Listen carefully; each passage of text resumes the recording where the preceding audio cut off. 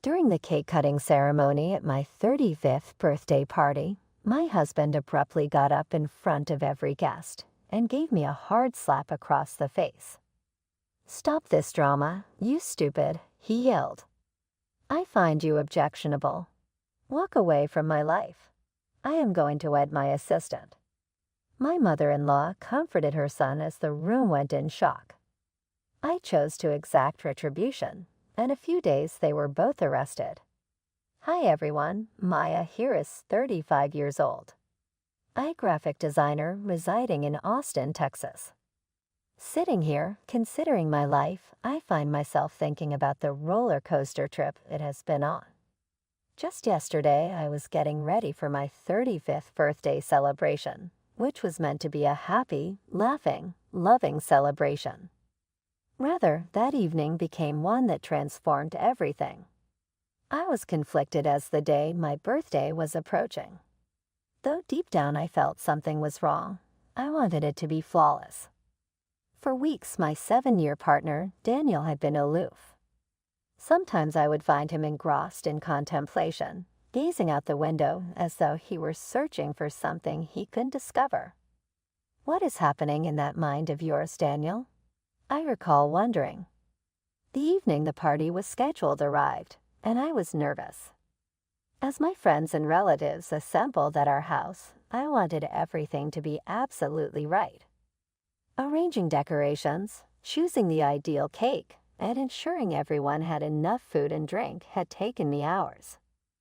This should be a celebration people would remember. "Wow, Maya, everything looks incredible," said walking through the door, my closest friend Olivia remarked, her eyes glittering with enthusiasm. "Thanks, Olivia. I really hope Danny likes it," and I looked around for him. The sense that he was dissatisfied about something persisted in me. Olivia picked up on my nervousness. "Hey, relax, not too much is needed. Your birthday comes first. Let's enjoy the evening." Her hand seized mine, dragging me into the living area where our visitors were mingling and chatting.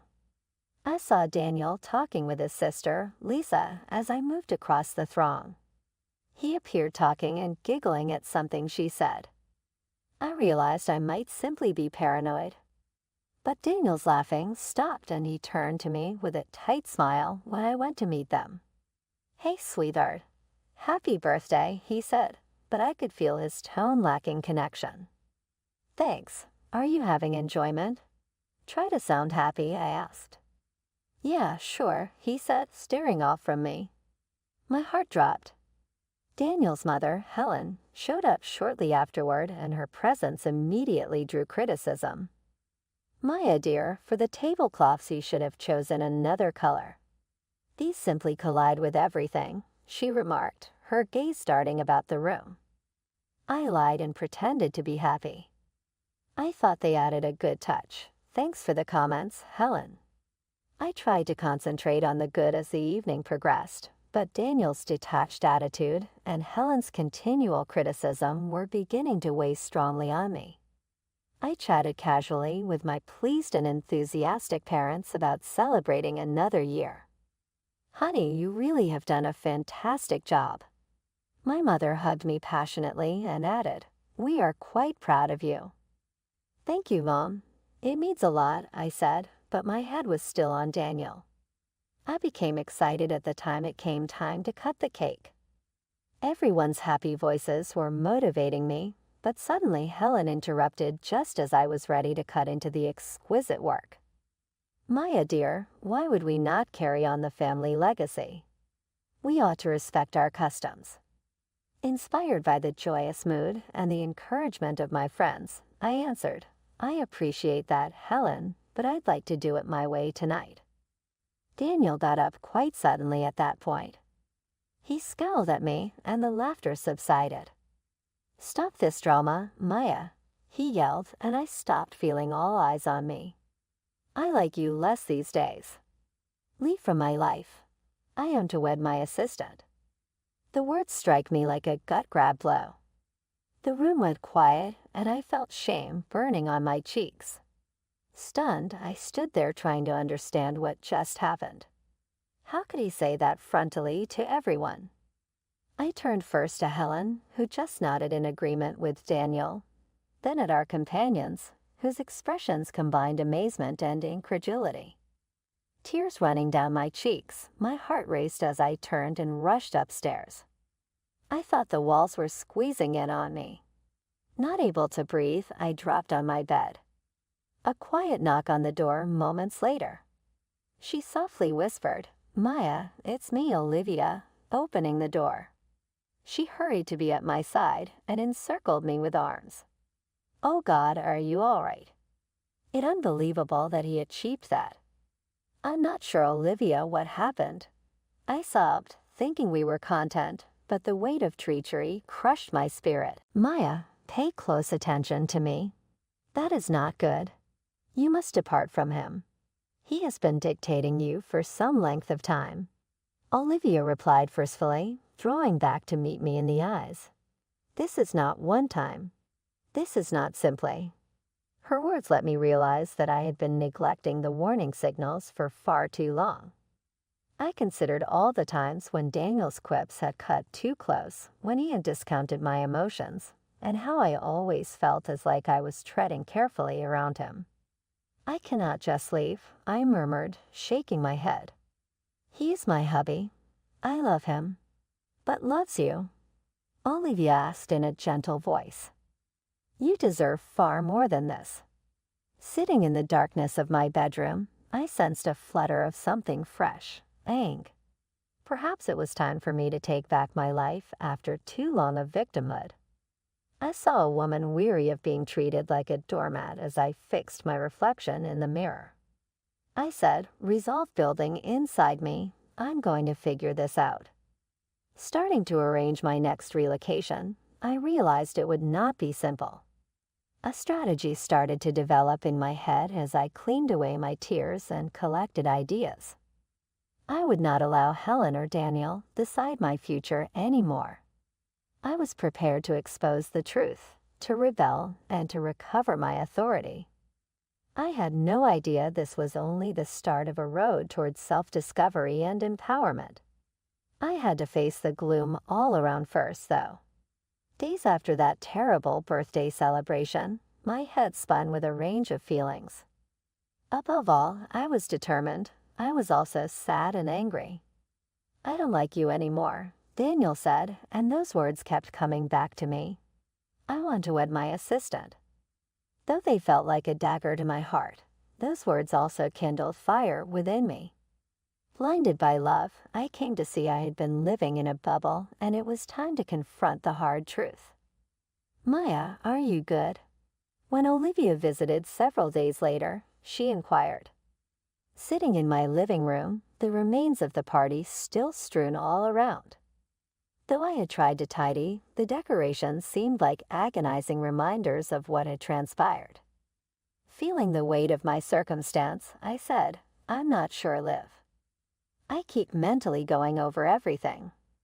We seem to have a good marriage." Olivia cast sympathetic glances at me. "The warning signals are there, Maya, but we often disregard them. Find out what it is that you desire." I voiced my desire for a return to my life with unwavering strength. I intend to reveal his true nature to them. In her words, "That's the spirit," she urged. "However, we must collect proof before proceeding. Without a strategy, you cannot approach him without delay." I began to closely observe Daniel's every move for the following several days. His peculiar habits and late-night phone calls were carefully documented by me. Unusually, he would often leave his phone face down on the table. To pass the time until he got home from work, I stayed up late one night. As soon as I recognized the sound of his key spinning in the lock, my heart started racing. "Do you still have some energy left, Maya?" His expression was unreadable when he stepped into the living room, saying this. I forced a smile and said, "Yeah, I just couldn't sleep." "What you doing today?" "It was fine," he said, removing his shoes and dodging my stare. The atmosphere was electric with tension as I observed him, attempting to read his emotions. "Hey, Daniel, how about we discuss the party?" As my heart raced, I inquired, "Is it necessary?" "I thought we were past that," he said with a dismissive tone, then skipped to the kitchen. "Recently what? Press here," I said. "In front of our mutual friends, you smacked me. We can't simply disregard that." His irritated expression shifted to meet mine as he turned to look at me. "You are aware of my mother's temper. Taking her advice would have been wise of you. Must you ignore her? It was you, Daniel, who put me in this humiliation. Your decision to support her after that is unbelievable," I exclaimed, my voice growing increasingly agitated. He retorted, "Maybe you should examine yourself first," before he stumped wildly to the kitchen. Tears welled up in my eyes. We were wasting time on this. Over the course of a week, I persisted in my research. I found out that Daniel was meeting his assistant more often than I had thought with the help of Olivia and Lisa. When they would get together for meals or coffee, things would finally start to click. My stomach knotted up in an unpleasant way. As I was perusing social media one night, I came upon a photo of Daniel and his helper Maya, who was laughing with them at a nearby restaurant. "Spent the evening with the one I love most." The caption read, "I feel incredibly lucky." My body reacted with a chill. Their affair was obvious to me, but I failed to see it. I held up the photo to Olivia and said, "Liv, look at this." She took a deep breath rapidly as her eyes widened. Our suspicions were confirmed by this. "He's undoubtedly unfaithful to you," Olivia declared, her wrath visible in her intense gaze. "You should talk to him." "I will," I responded with conviction. "I need to collect additional evidence first, though. He can't change the narrative on me." I redoubled my efforts and scheduled an appointment with a lawyer. I aimed to learn about my choices so I could be ready for whatever came next. I selected a lawyer with a good reputation after doing some research on area attorneys. I detailed my predicament during the consultation. I told the lawyer, my pulse racing with fear, "I think my husband is cheating on me and planning to take control of my finances." She listened as I spilled the beans. An attentive listener was the attorney. "In order to pursue legal action, it is essential to collect proof." Heap detailed records of all interactions, including financial disparities, dates, and talks. In this method, you can safeguard yourself. I felt emboldened and went back to my house to start putting what I had learned into order. Anything that had sparked suspicions was gathered by me, including emails, text messages, and even notes from discussions.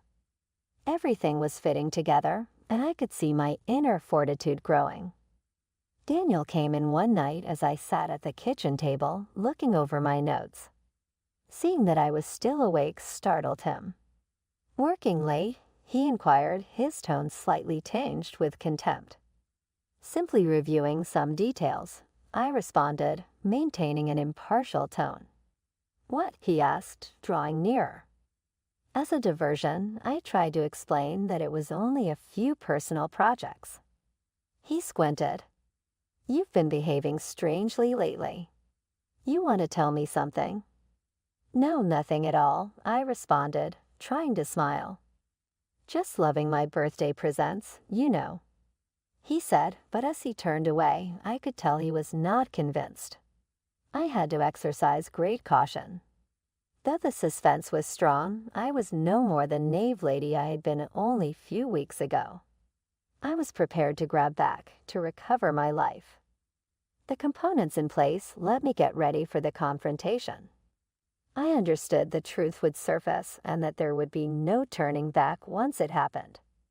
I had no idea, though, that the road ahead would try my resolve and will in ways I never would have anticipated.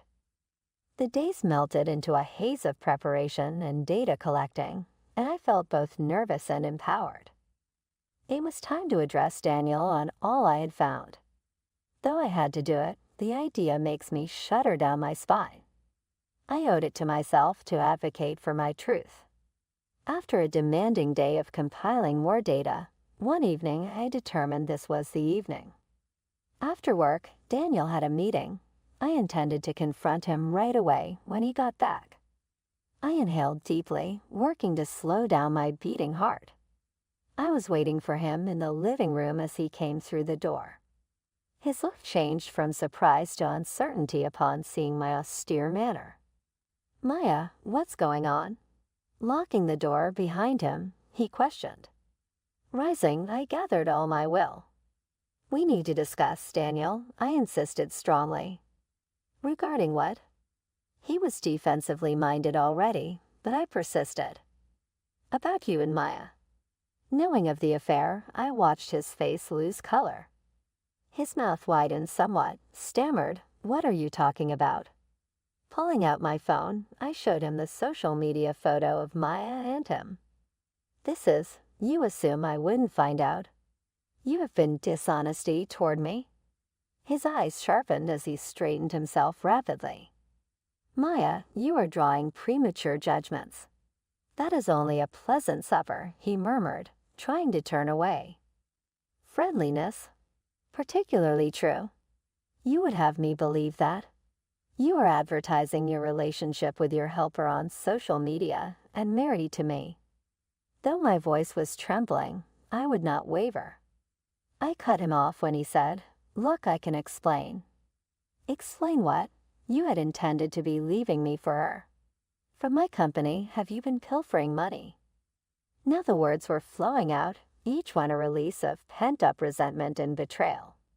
His look changed from astonishment to rage.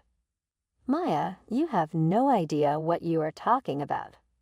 All of this exists in your head. You are merely paranoid."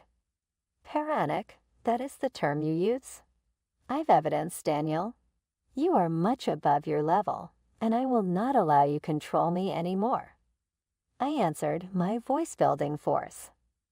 "Manage you? You believe I'm the bad person in this scene. It is you that never pays me any attention or treats me seriously."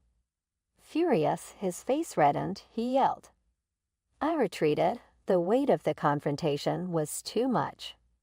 "About one thing, you are right. This is not working. You have been emotionally brutal and domineering. Better than this is what I deserve." As I said those words, I felt liberated. Daniel's countenance clouded. "You believe you could simply turn away from this? Nothing without me would be you. You will be sorry about this," he cautioned, a dangerous note slinking into his voice. "I have no regrets about defending myself. I have too long been treated as though I have no value," I said, feeling the weight of my resolve, done being your victim. "I'm acting." His eyes glowed with rage, yet under it I sensed a flickering of doubt. "You feel you could bring me on? You have no idea who you are dealing with," he snipped. "I exactly know who I'm dealing with, a coward hiding behind lies and manipulation." I understood then that the confrontation was just starting. I could reveal the truth to everyone who had ever doubted me as well as to Daniel. I would not let his mother or him define my existence. Heart pounding, I moved toward the door. I'm gathering all I need and getting in touch with a lawyer. "Daniel, this isn't done. You cannot silence me going forward." I felt a great mix of anxiety and relief as I left. Though I knew I had to keep going on, I was entering unexplored area. Without regard to cost, I would recover my life. Though the path ahead would not be simple, I was ready for the struggle. The tipping point was almost here, and I could feel my own momentum gathering. I resolved not only to reveal the truth, but also to welcome my acquired strength. Following that fierce confrontation, I had a flood of will. Having at last stood up for myself, I now had to follow through.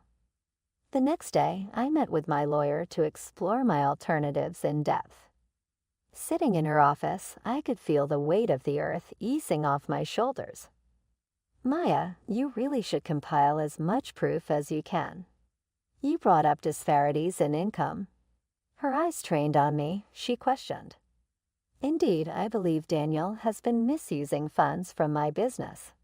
He has always had access to our accounts, I said, feeling a mixture of resentment and resolve. We should first gather bank statements and any communication pertaining to your company. Your case will be stronger the more evidence we have, she said, noting down ideas. I had a fresh goal when I left the office. Searching for anything that may support my argument, I dug through emails, bank records, and papers over the next several days. Every time I found fresh evidence, my determination grew more robust. Having Olivia and Lisa at my side, I found that Daniel had been pulling money from my company account into another account for months. Though the betrayal stung deep, I focused my suffering into use. I understood I had to be ready for the unavoidable confrontation with him and the aftermath. 1 week later, my attorney called me. Maya, we have sufficient proof to go forward with divorcing Daniel and revealing his embezzlement. Are you primed for this? Indeed, I said, my voice steady. Let us do it. When the day at last arrived, I had a mixture of exhilaration and fear. Time to meet Daniel and expose everything. Under the pretense of wanting to go over things, I chose to invite him to our place. I knew it would be the ideal environment to present my scheme. Daniel appeared taken aback to find me seated at the dining table with papers all around when he first arrived. His eyebrows wrinkled in perplexity as he inquired, "What's all this?" My heart pounding, I added, "I wanted to show you something important. I have documentation of your financial crimes and dishonesty. You cannot run away from this these days." His look changed from perplexity to anxiety. With shaking voice, he asked, "What are you talking about?" "I have documentation of the affair with Maya and the money you have been pilfering from my business. You suppose I wouldn't learn about. You have undervalued me, Daniel, the weight of the words providing me with fortitude." His face reddened with fury. He got up. "You believe this will finish nicely for you? Hist, you are seriously making a mistake." Feeling strong, I said, "Maybe it's a mistake to have ever trusted you. I will not let you any more rule my life. You will pay for your deeds." At that very moment, the door knocked. It was a couple of cops and my attorney. One of the cops said, going inside, "Daniel Thompson, you are under arrest for embezzlement and domestic violence." As Daniel comprehended the trap I had prepared for him, his face went white. He yelled, "You cannot do this." But it was too late as the cops cuffed him. A wave of emancipation swept over me. I was regaining my life, not the victim anymore for the first time. I felt a surge of relief mingled with incredulity when they hauled him away. I had finished it. I had come forth to speak the truth and defend myself. The gloom that had enveloped my existence for so long was at last lifting. The next several weeks were devoted to reconstructing my life. I gave my task my all and surrounded myself with family's and friends' encouragement. I felt better, more autonomous, and ready to welcome my future. One evening, working late in my studio, I stopped to consider everything that had happened. I realized I had turned around completely. I had risen triumphant after facing my demons. Though the trip had been tough, I had discovered my voice and my strength. I relaxed as I gazed out the window at the lowering sun. Free from the weight of the past, I was ready to craft my own narrative. Knowing that the road of self-discovery had only started, I eagerly anticipated where it would take me next. Knowing that real empowerment comes from inside, I was at last ready to welcome my